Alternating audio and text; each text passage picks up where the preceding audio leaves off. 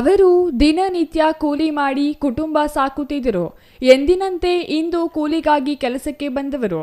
ಆದರೆ ಅವರಿಗೆ ಜವರಾಯ ಕೋಳಿ ಫಾರಂನಲ್ಲಿಯೇ ಕಾದು ಕುಳಿತಿದ್ದಾನೆ ಎಂಬ ಅರಿವೇ ಇಲ್ಲವಾಗಿದೆ.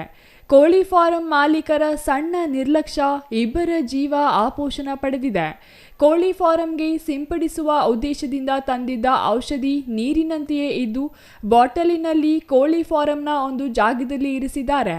ಅದು ನೀರು ಎಂದು ಭಾವಿಸಿದ ಇಬ್ಬರು ಅಮಾಯಕರು ಅದನ್ನು ಕುಡಿದು ಕೊನೆಯುಸಿರು ಎಳೆದಿದ್ದಾರೆ.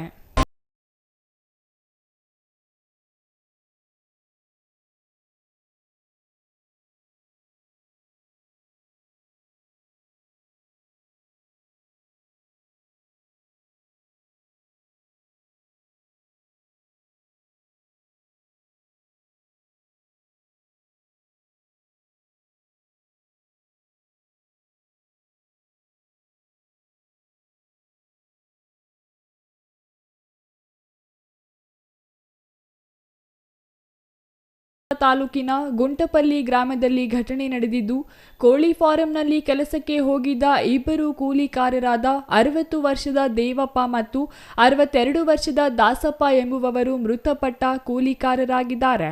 ಕೋಳಿ ಫಾರಂನಲ್ಲಿ ಕೋಳಿ ಗೊಬ್ಬರ ತುಂಬಲು ದಿನಗೂಲಿಗೆ ಹೋಗಿದ್ದ ಇಬ್ಬರು ಕಾರ್ಮಿಕರು ಊಟ ಮಾಡಿದ ನಂತರ ನೀರು ಎಂದು ಭಾವಿಸಿ ಕೋಳಿ ಫಾರಂ ಸಿಂಪಡಣೆಗೆ ತಂದಿದ್ದ ಔಷಧಿ ಸೇವಿಸಿದ್ದಾರೆ.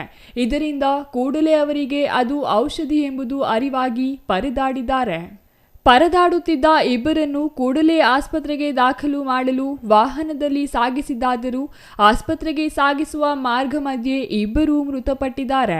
ಹೊಟ್ಟೆಪಾಡಿಗಾಗಿ ಕೂಲಿ ಕೆಲಸಕ್ಕೆ ಹೋಗಿದ್ದ ಇಬ್ಬರು ಮೃತಪಟ್ಟಿರುವುದು ಕುಟುಂಬಸ್ಥರಲ್ಲಿ ತುಂಬಲಾರದ ನಷ್ಟ ಉಂಟು ಮಾಡಿದ್ದು, ರಾಯಲಪಾಡು ಪೊಲೀಸ್ ಠಾಣಾ ವ್ಯಾಪ್ತಿಯಲ್ಲಿ ಪ್ರಕರಣ ನಡೆದಿದ್ದು, ಈ ಕುರಿತು ಪ್ರಕರಣ ದಾಖಲಾಗಿದೆ.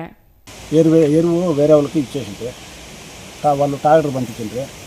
నేను ఈ తాకు వచ్చి అన్నం ఎత్తుకొని రాబోండి, అన్నం ఎత్తుకొచ్చి ఇచ్చేసిన, అంత తప్ప మనకేం తెలుసు సార్. ఏమైందన్న వాళ్ళు?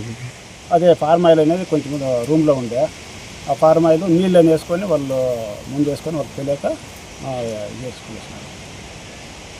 ఇమ్మీడియట్ ఏం చేస్తారు మీరు? ఇమ్మీడియట్ ఎప్ప ఫోన్ చేసి రాయలపాలెంలో ఉంటున్నాను, ఫోన్ చేసి మామ ఇట్లా అయిపోయింది రా మామ అని. నేను వచ్చి అంబులెన్స్కి ఫోన్ చేసి పోయి ఇంత పంపించే లోపల వీళ్ళు బండ్లోకి పెడతాను. నేను వచ్చే లోపల అంతే సార్, మన లోన్ జరిగింది. Chandrashekhar, CTV news, Srinivaspur.